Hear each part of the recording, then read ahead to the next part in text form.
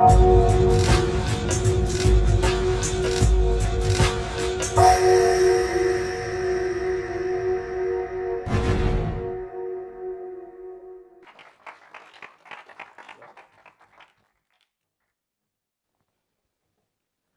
I got a little bit of a laugh there. So we're going to start today with a quote. It's by Gustave Flaubert. And he said, "Be boring and orderly in your life so that you may be violent and original in your work." And when I originally heard that quote, I thought it was a contradiction. It didn't make any sense to me that you could be boring and exciting, commonplace and original all at the same time. But I thought more about it, and I realized it wasn't about being a boring person. Boring people are unoriginal. They are unexciting. That's the definition. It was about doing boring things. And that sometimes we could do boring things. We could put structures in our lives that made us less exciting in some ways. But what they allowed us to do was they allowed us to focus.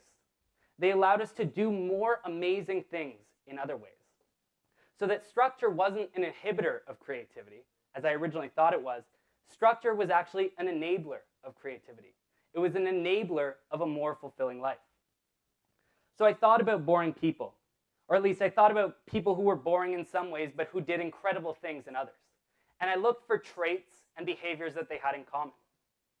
And I found a few. And I'm going to talk about them today. But I laughed when I found them because they were so boring.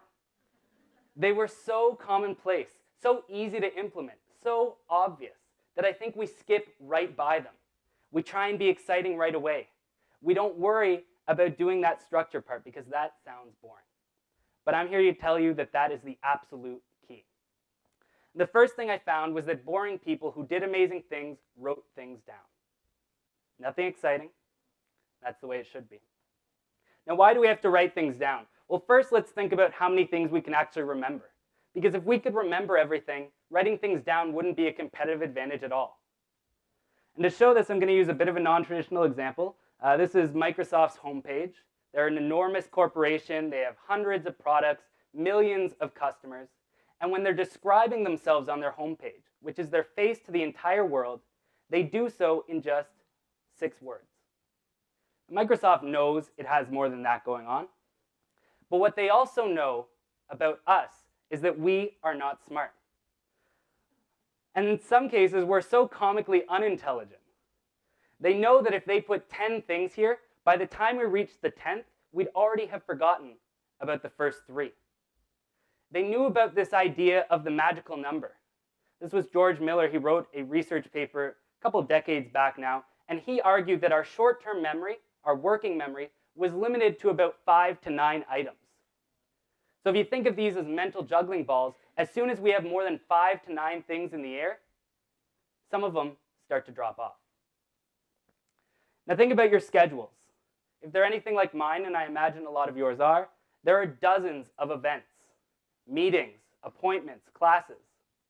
And you probably have a whole bunch of projects going on as well. And when I thought about this, I was amazed to find that since September of this year, I had started 182 projects.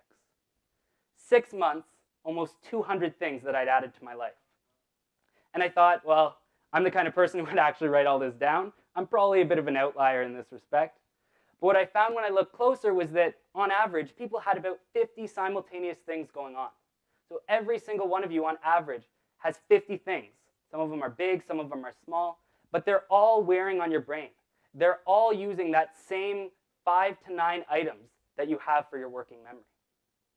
So it's not too hard to come up with a fairly simple chart here. This is how many things we have to do, how many things we have to remember, and this is how many things we actually can, how many things our physiology lets us. And in between here, we've got a big red gap, and I'll call that red gap the danger zone. And what's the danger zone? The danger zone is every single time anyone has handed in an assignment late. Every single time they haven't made it to a meeting on time. Every single time that they've had a project that they've put off for a day, or a week, or a month, or a year. It's every single time we've had more than those 5 to 9 mental juggling balls, and some of them started falling through the cracks. So how do we manage this? Well, I'll use a bit of an analogy. Mathematicians would bemoan the fact that we really can't do mental math anymore. We've basically given that ability to calculators. But I see it in a different light. I think it's incredibly smart that we let the calculator do all the calculating. Because we're really not that great at it. Multiplication, division, that's pretty tough stuff. But a calculator is perfect at it. It will never make a mistake. So what we do is a division of labor. We tell the calculator to do the calculating, and we do the actual math, because we're the only ones who can. And by the same token, we are terrible at remembering what we have to do and when we have to do it. So the only logical thing then is to give that off to an external tool that can do it better than us. And we have these, and we've had them since we were in grade 3 probably. They're agendas, to-do lists, calendars, notebooks. Simple, boring things, but they will never forget. Their working memory is effectively unlimited. And when we offboard that information to them, what we can do is we can focus all of our attention, all of our energy onto just 1 or 2 projects at a time. We can remember every single thing about them and devote the energy that they deserve. So the first thing that boring people did was they wrote absolutely everything down. Second thing is they reduced to the essentials. I went to the grocery store and I took a picture. This is an aisle, and this is all toothpaste. Now to be clear, toothpaste is something you put in your mouth and then you spit out. And we have dozens of brands of it. Barry Schwartz talks about this idea of the paradox of choice, and he looks at all of those brands of toothpaste and all the different things we can buy, and all the different restaurants we can go to, all the different jeans we could purchase. And he says that this actually doesn't make our lives any better. And I think intuitively we know that's true. We know that we now have too many choices, that those choices start to hurt us because we're afraid of making the wrong choice. And sometimes we're so afraid that we don't make any choice at all, and we just go without. I don't know how many of you would recognize this outfit. It's certainly something that I'm quite fond of. This is what Apple co-founder Steve Jobs wore almost every single day and to every single keynote for more than a decade. And obviously he was a bit of an eccentric guy, but he's not the only one either. President Obama says that he only has 2 colors of suit. He's got a blue suit and he's got a gray suit. And for a guy who wears a suit almost every single day of his life, that sounds like a pretty boring way to live. But what these guys knew about was this idea of a mental energy pool. And researchers have shown that we only have a limited amount of mental energy that we can devote to decision making. And every single time we make a decision, whether it's big or small, it wears down on this mental energy pool. And what's the problem with this? Well, when we get to the big decisions, the ones that really guide the entire outcome of our lives, we are so exhausted by choosing what to wear, what to eat, what to buy, what to watch on TV, that we can't make good decisions on the important things. So how do we manage this? Well, I come at everything in my life with a 2x2 grid. In business, we love our 2x2 grids. And in this case, it's actually pretty effective. If it's something you don't love and it's something you don't have to do, this is a pretty easy one, just eliminate it. There's no point in it being in your life at all. The tougher one for most people is this next one. If it's something you don't love, but it's something you have to do, what are you going to do about that? Well, for me, this is what I eat every day. I don't care what I have for breakfast, lunch, or dinner. So I think the only reasonable choice when you have things like that you're forced to do but you don't really care about is we need to automate them. We need to make the same choice every single time, or we need to let someone else make the choice for us.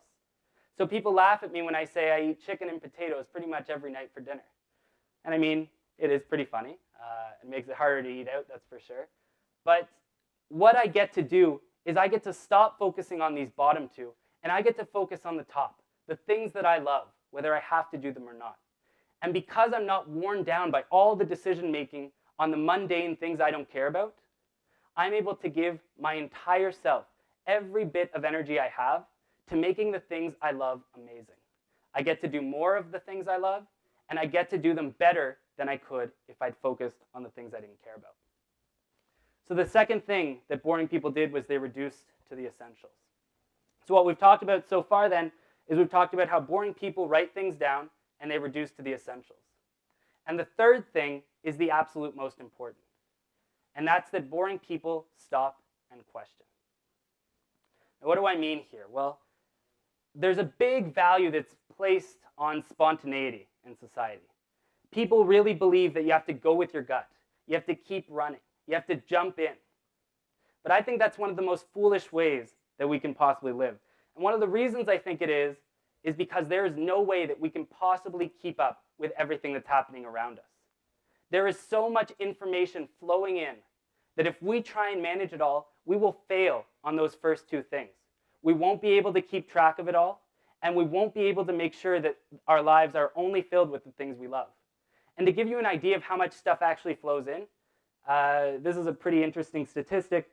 Every 2 days, we create more data than we did from the dawn of man until the year 2003. Every 2 days.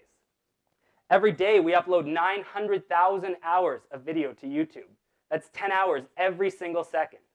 So if I, as a 22-year-old male, miss 14 hours off of YouTube, I would have to spend the entire remainder of my life catching up on what I missed.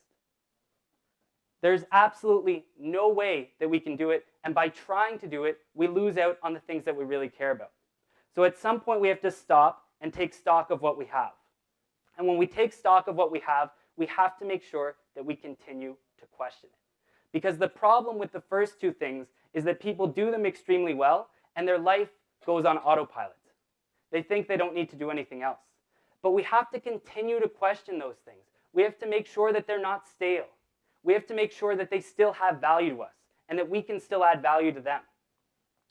John F. Kennedy said that we need men who can dream of things that never were.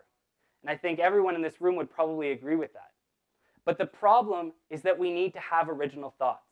And we never get there on our first thought, because our first thought is always our worst thought. Our first thought is always what someone else thought. It's always what we heard in the news. It's always what our parents or professors or friends told us. In order to come up with something original, in order to rethink the status quo, we need to give it way more than a first thought. But because we're so worried about keeping up with everything that's coming at us, we usually don't give it any more. And this was really my story for a long time, was I set my life on autopilot. I did the first two things amazingly. I made sure that there wasn't anything in my life that I didn't care for, and I was so detailed in organizing my life that someone could have come right in and started living it for me without a problem. Just stepped right in. But that was the problem. The problem was that I'd set my life up for 2 or 3 years, and I hadn't thought whether those things still had value to me. I hadn't questioned whether I could continue adding value, whether those things were still making me happy. So in order to really round this out, we need to do the third thing that boring people do, where they stop and they question. So what we've talked about then is we need to think, what's important to us? We need to continually reevaluate to make sure that the things in our lives are still fresh and important. And once we do, we need to get rid of everything that we don't love. And if we can't get rid of it, we need to automate everything in between.